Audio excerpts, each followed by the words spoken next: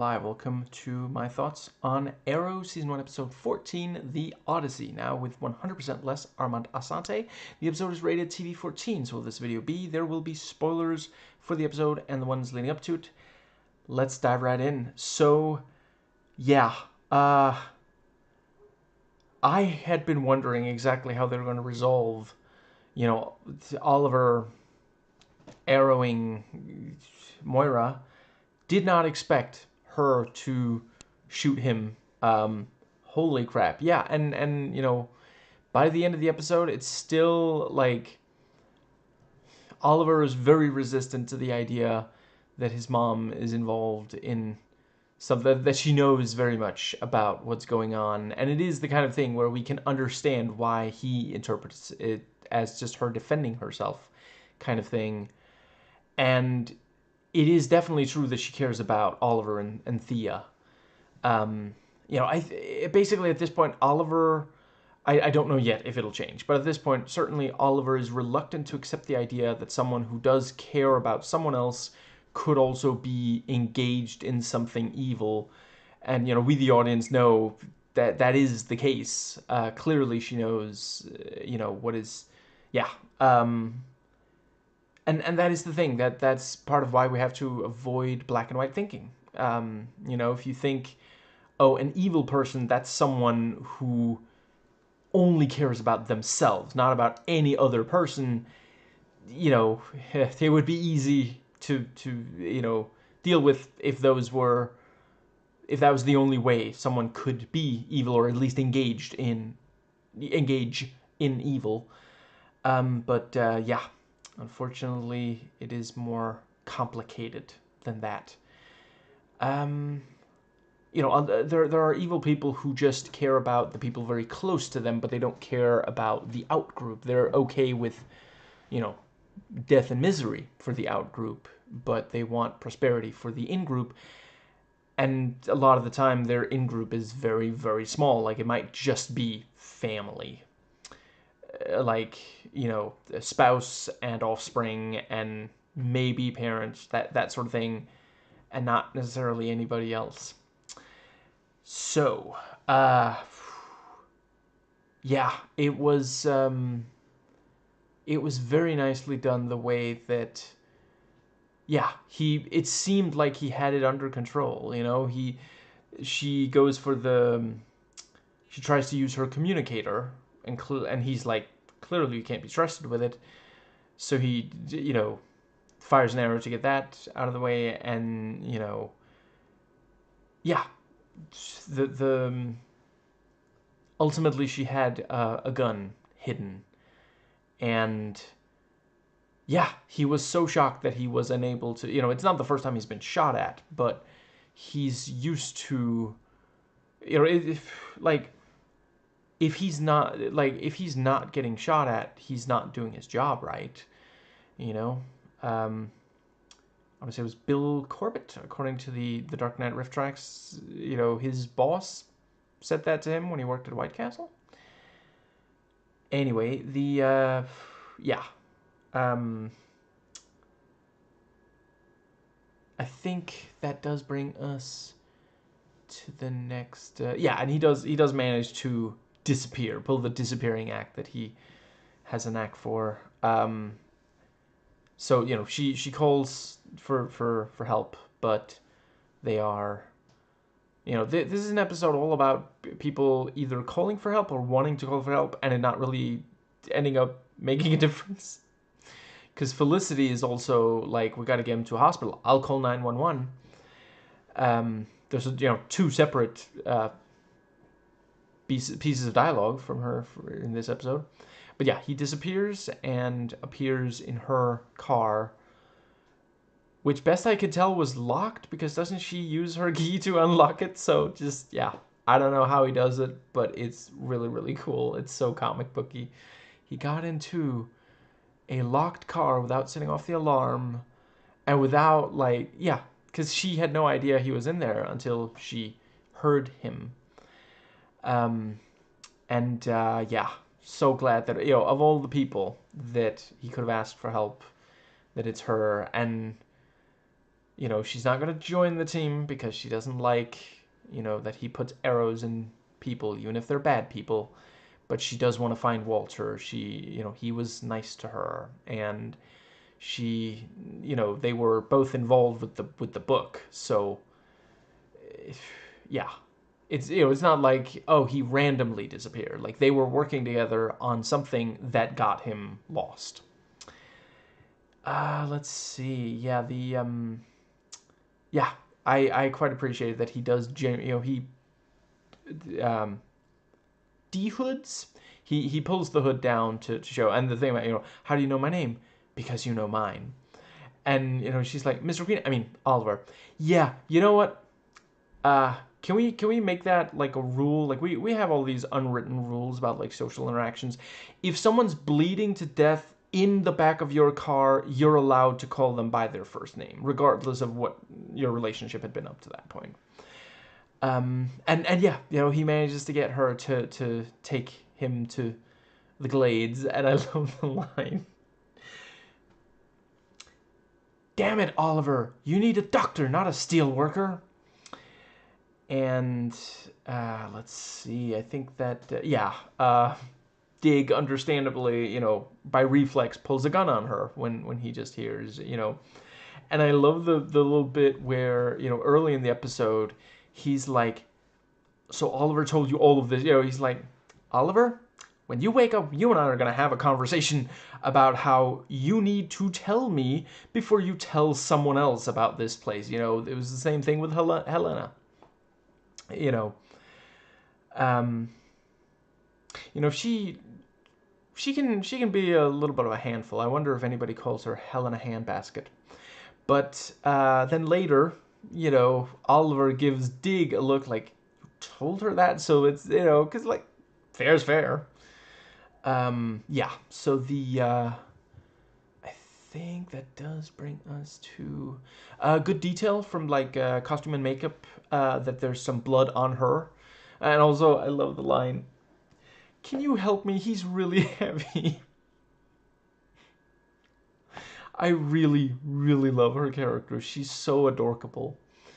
And you know, like, fair enough. And that's not even like a woman thing. Like, there's a lot of men who can't carry the full weight of another human being because it's not like Oliver's in any position to help out. You know, he's at this, yeah, like, because I think by the time they arrive, he is unconscious. So, you know, it's not like he can be standing or walking and just needs some support there. I think that does bring us to. It's pretty random that I happen to watch this so close to. I guess I don't want to give away exactly. I'll just say I watched something else recently that also had to do with the Odyssey. But yeah, so they get him to the table, and you know the thing about, we can't take him to a hospital, so we'll have to bring a hospital to him, and you know he's got the blood bags. You know, he's like, listen, all of us like to put away for a rainy day. Oliver's more prepared than Noah. And the yeah, the great bit with the you didn't say clear, and then it doesn't work. And I just want there to be an outtake where she says, I told you, you said you had to say clear. But the thing about, you know, oh, I heard a charge. Well, what does that mean? That means it's probably a loose wire. Or yeah, it's the wire. I forget if it was a loose wire, but yeah. And she fixes it, and it's, I mean, I am not an expert on such matters, but I do believe it is accurate that, like, if you know how to fix a wire for like one thing, yeah, like, yeah, a wire is a wire. I believe that is accurate. She's been building computers since she was 7. Holy crap. Um, she really is an it girl. I mean, an IT girl of tremendous talent. No wonder she's like, you know, earlier in earlier episodes she was like, I'm more used to this company than my supervisor. Yeah, your supervisor's probably like, I'm sorry, Felicity, what was that? And she has to, like, you know, do I have to repeat everything, or can you keep up? And let's see, I think that does bring us. I guess at this point I almost might as well finish the whole him receiving medical attention. Also, the thing about, yeah, Dig can identify the wound. Yeah, military training would provide some of that. And yeah, very lucky. What was it? Missed an artery or something, like, holy crap. You are lucky, Oliver, that Moira is not a better shot, which under the circumstances is quite understandable. She needs to play more Remington Top Shot. And yeah, uh, let's see. The thing about, remember playing Operation and yeah, her being like, well, I mean, I didn't know, no, but I mean, come on, the things that, and she recounts the various things that he's brought to her. And yeah, I do really appreciate, I don't love the thing about, I'm blonde, but I'm not that blonde.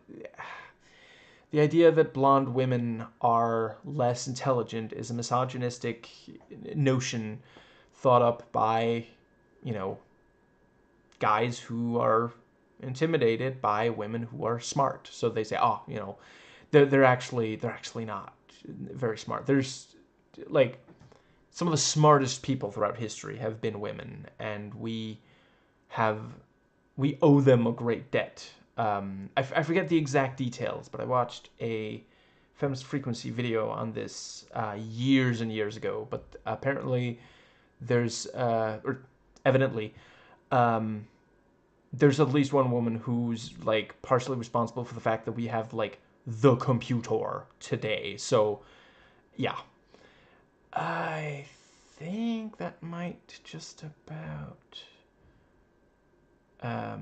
But yeah, I seriously respect that she's, there's a lot of people who'd be like, you really want me to join the team? And, Dig's like, oh, you're practically an honorary member. Basically both of them ask her, or to, open the door to her joining. I guess Dig more opens the door, and Oliver, like, says, you're the one who has to go through it. And she says no. She's like, listen, I'll help you find Walter, and that's it. And, obviously she's not going to tell the secret. She might disagree with what, at least that's the sense I get. I really don't think that she would, even if she does, take issue with some of his methods. Let's see. I also, the thing about, when my boss is bleeding to death in my car, I mean, I would help anyone who was bleeding to death in my car. Careful about saying that, Felicity. You might have to, don't let your mouth write checks that it can't cash, that bounce. It's something along those lines. I'm sorry. I just think that would be kind of funny if like people started, like knocking on the car. I'm sorry. Can I come in? As you can see, I have been shot. I am bleeding. You made an oath.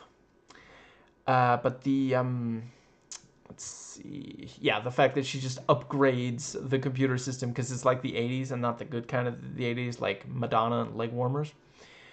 And she's like, it hurts me deeply to see a computer that bad. And yeah, she sent she hacked in and made a message for like the blood sample to be destroyed. I quite appreciate that they dealt with that, and also that we saw there's definitely enough blood to take a sample from there. She already called for like security.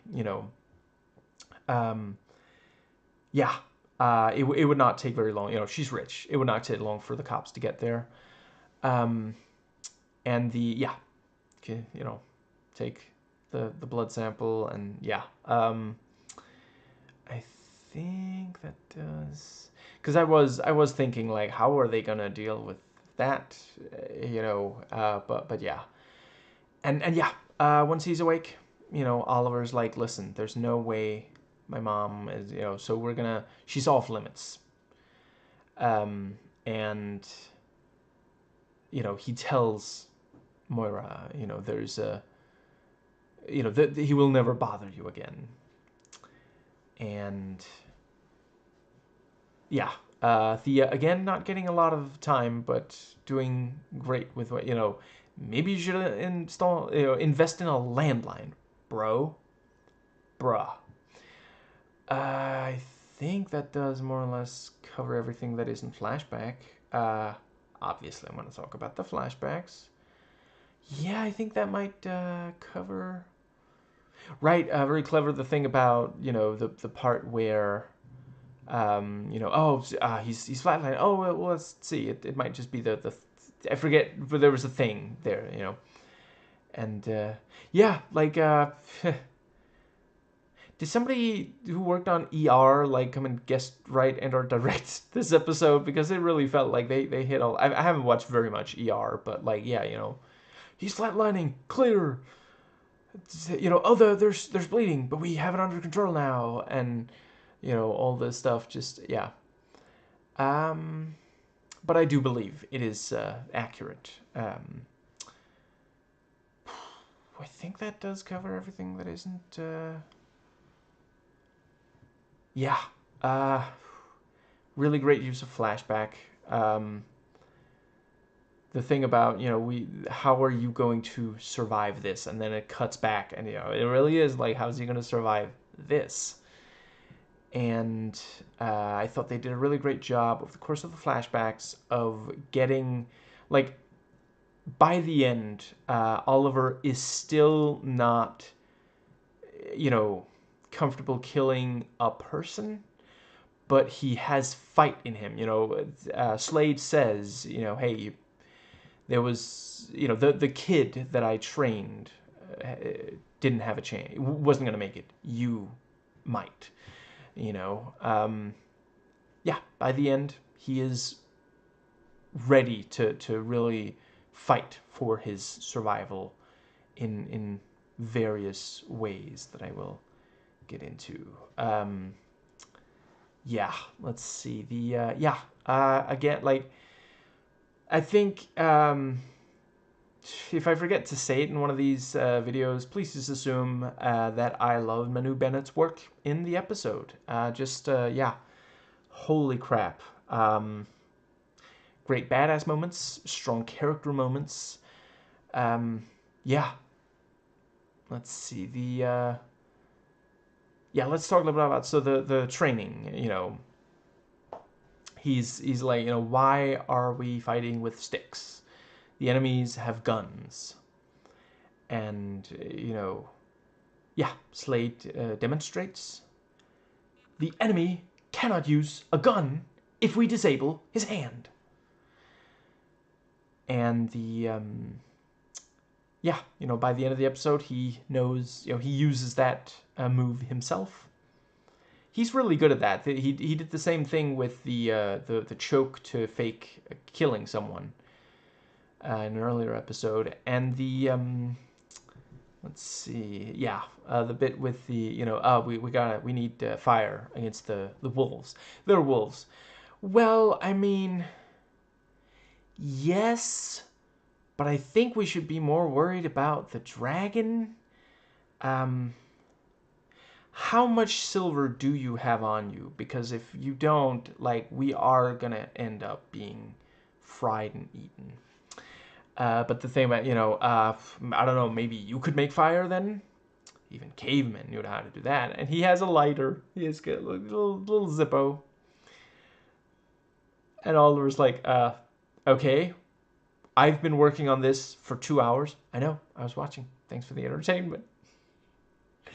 And that is also, like, if you don't know what you're doing, yeah, it doesn't really matter how much time you spend on it. You need to know the method for making fire. Otherwise, it's just not going to happen with the sticks. I feel like I've heard that it's easier with, like, flint rocks, but maybe they didn't have those. But yeah. Or maybe,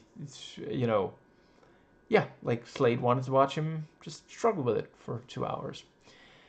And I think that does bring us to the yeah, I thought they did a really good job of setting up, in the present day stuff is this thing of, like, Oliver might die if they aren't really effective at the efforts for saving him, which obviously high stakes. And yeah, Slade saying, we're not going to make it if we don't get onto this plane and we have, you know, what was it like? I forget that we have days until the plane comes, and we're not, you know, yeah, we're not. You're not gonna make it, at least, if we don't get on that plane. So very nicely setting up the stakes, and the thing about, you worry about your one guy, I'll take care of the 10. Because that's Slade Wilson. Like, yeah, I mean, 10, like, I don't know. Usually doesn't get out of bed if it's less than like 20 or 30, but okay, I guess if it's if there's just no other way. Could we let them make the alarm? No, that's gonna mean they send back the plane. Ah, crap. Okay, 10 will have to do. And the yeah, let's see. I guess that does bring us past the training itself. But yeah, you know, they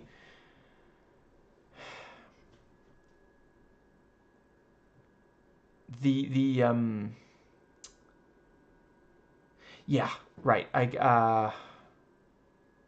Yes, let's talk about, so the, yeah, the attack is so cool with the sniper, and at one point he has this like snipe 2, and you know, meanwhile Oliver's nearby and he's about to attack the one guy. Yeah, uh had Splinter Cell Blacklist come out by this point? I'm sure there's other co-op shooters where this was a very familiar scenario, is what I'm getting at. But yeah, you know, Oliver gets up there and just can't quite do it. You know, the guy almost radios, but then, you know, Slade knifes him, you know.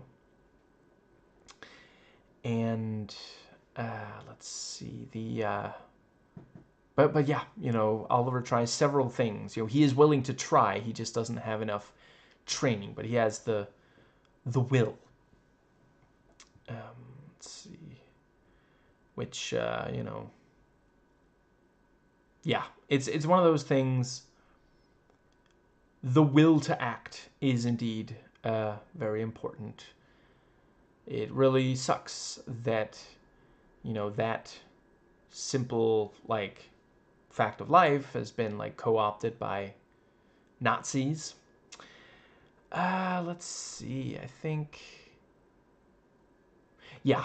And you know, left alone up there, he makes a call for Laurel, and you know, love and the way that that's filmed, like, you know, and she's like smiling, and there's sun on her, and just, it's such a strong contrast to the darkness where he is. And I think that might also be accurate, like if it's night there, that it would be day in America. I could imagine there's enough distance between them. But the yeah, and yeah, you know, Oliver's still not thinking very tactically. It's true, they might be monitoring the calls. Like, there's just, yeah. Let's see. Yeah, and let's see. I mean, if they're just, because I think all Laurel said was something like, "Hi, is anyone there?"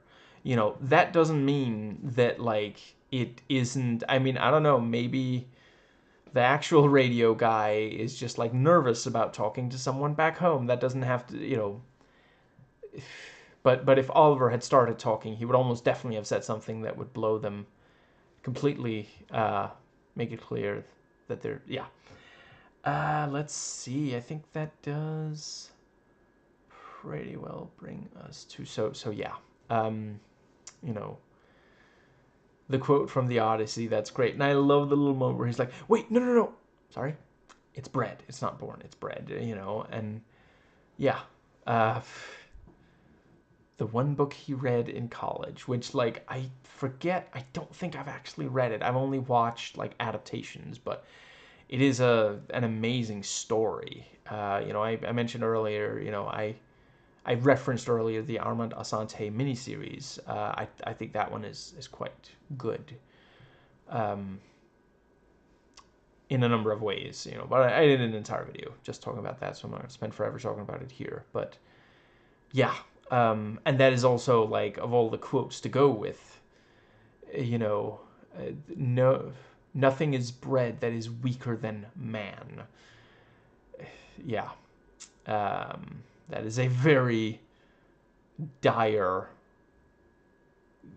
opinion to have of our, they're basically saying human beings are the worst people. And yeah, he's like, well, we're gonna go. I'm gonna call it an airstrike. And yeah, Oliver's like, but Yao Fei is out there, and yeah, she's like, well, I'm gonna go get him. Um, I guess you're gonna leave without me if I'm not back in time. And yeah, he manages to get back to the camp. He spots Yao Fei, goes in there, and Yao Fei's like, you gotta get out of here. And yeah, you know, I do not remember his name, but the leader, shows up. So Yao Fei has to knock out or punch Oliver. Also, the good bit. The thing about when I first saw you with a bow, I was like, is he 12? But you've shown that it's good. So there will be compound bows arriving with your supply plane, and you're gonna strain them. And Yao Fei's like, that could take literal years, which is an accurate statement. Mastering a bow is yeah. Um, yeah, I don't know. Maybe this guy is like, well, I'm British. I feel like that should rub off on them. We should have longbowmen in no time.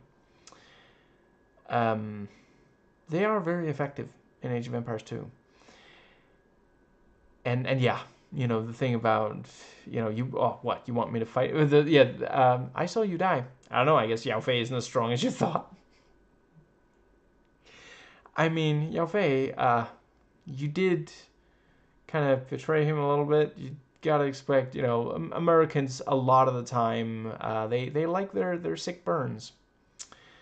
Um, like that one heckler who yelled at Jimmy Carr, you're an inspiration, so much confidence without anything to back it up. And, Carr was like, that's a pretty good heckle. Very funny. Good burn.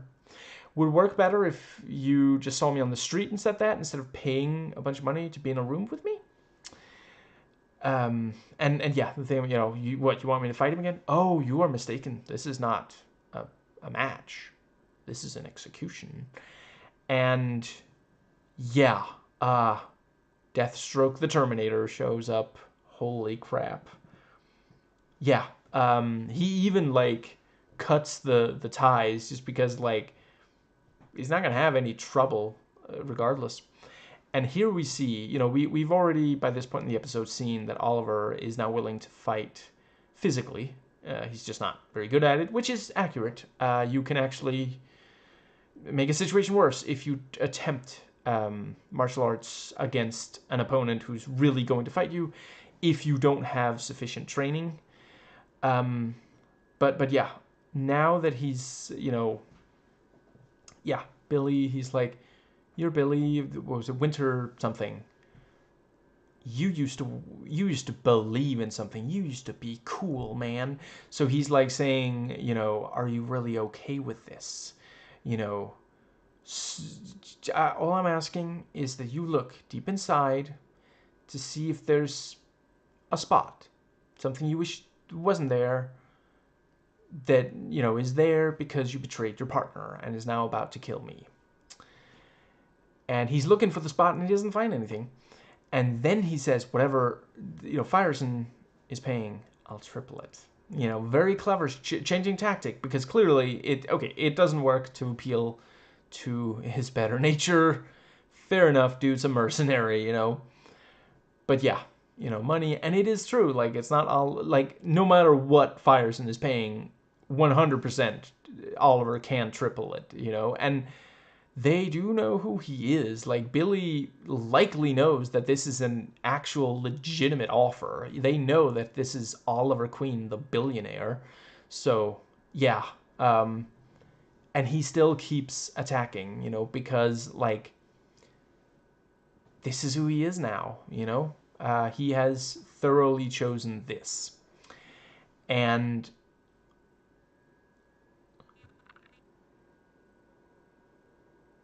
the rescue of Oliver, holy crap, so freaking cool. You know, the fires and the, you know, sniping. I guess he did reload after, you know, earlier he ran out of bullets and he ran away because Optimus Prime came to save the day. And then, you know, yeah, awesome fight between Slade and Deathstroke. And yeah, you know, there at the end of the fight with a sword, he does indeed kill Bill. And yeah, you know, he's shot once in the arm, and you know, they managed to get back. He removes the bullet, and I appreciate, you know, we don't see it, but I'm going to assume that Slade explained, you know, how to, because I doubt that's something. I think you need more than intuition to dig out a bullet. But yeah, you know, if you know how to do it, you can probably tell a noob how talk them through it. And the thing about, you know, he asked to be tied up, well, you know, because of the sirens, obviously. And yeah, I like the line, "A man in pain is unreliable." Yeah.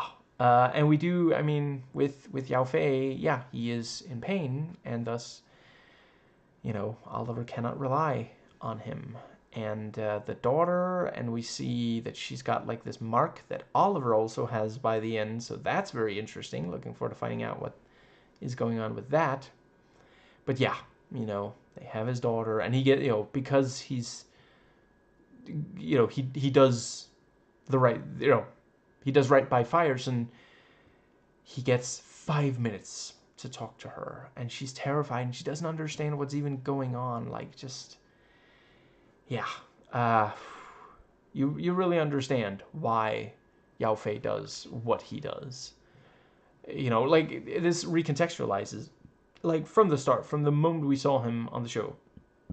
Excuse me. He has been trying to get back to his daughter, save her from Fireson. You know, get Fireson's trust back so that he could see her. Yeah, I think that does bring us to. But yeah, you know, for a while, like, obviously we know that the flashback is not gonna end with Oliver getting on the plane, because this is, you know, what was it? He's been there 6 months, so there's 4.5 years remaining of his sentence in purgatory. Yeah, I think that does cover. Let's see.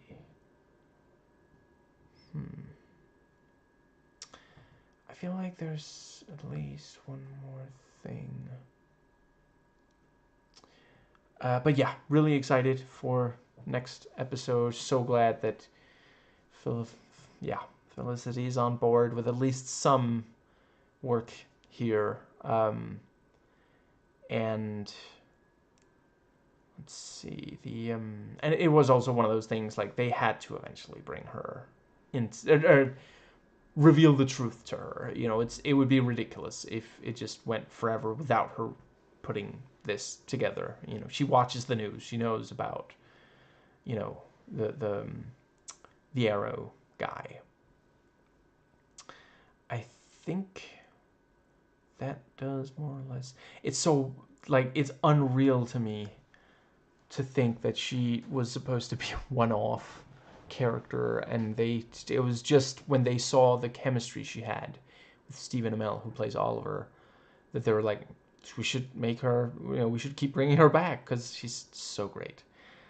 And I 100% see how it could have been a one-off character. Anyway, let's. Right. I am, of course, going to talk about. So yeah, at one point, you know, they're on their way, and you know, they have to avoid, like, the soldiers and such, and Oliver steps not in it, but on it, and thus also metaphorically in it. And, you know, the thing about, oh, soldiers, they're going to see us. They're going to see you. I love Slade. In a completely non-sexual, you know, there's nothing wrong with being gay, but yeah. Holy crap. And I love that he doesn't say, I'll be right back. Because he won't be. If he did. But he, just because there, I was genuinely sitting there thinking, did he just bail? But yeah, you know, he was just waiting for them to get close enough. And yeah, you know, with the balaclava on, it's like, oh, I got separated from a unit. I can't really move. I'm having kind of a bad day. And then, you know, Slade comes in, sword swinging. Love seeing that. And that was also really cool when there were, you know, several guys, and he just attacks. You know, he's out of bullets, so sword comes out. And then yeah, his, you know, the thing about, you know, can you disarm it without disarming you?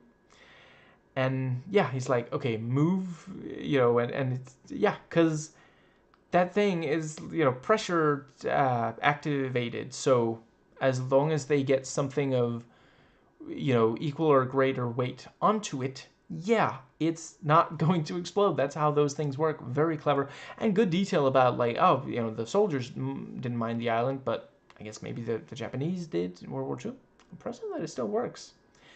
You know, Slade, I think Oliver right now is a little less fascinated by the fact that it still works, and I'm a little more interested in if you can actually resolve this without him blowing up. But yeah, really, really cool bit of, because like we're sitting there thinking, okay, this is, I don't know if Oliver's going to be able to do it. Oh, great, that's yeah, he steps on that thing, and yeah, just I was thinking, are they're gonna have to like disarm that for a while, and it is, I think those kinds of things are very difficult to disarm just like that. If once someone's already stepped on one, I think you have to dig it out to properly disarm it.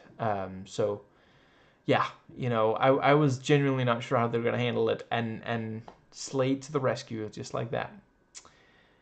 But yeah, you know, they you know, they're talking about, you know, what did Oliver just step on, and he's like, mine? No, Oliver, it doesn't belong to you.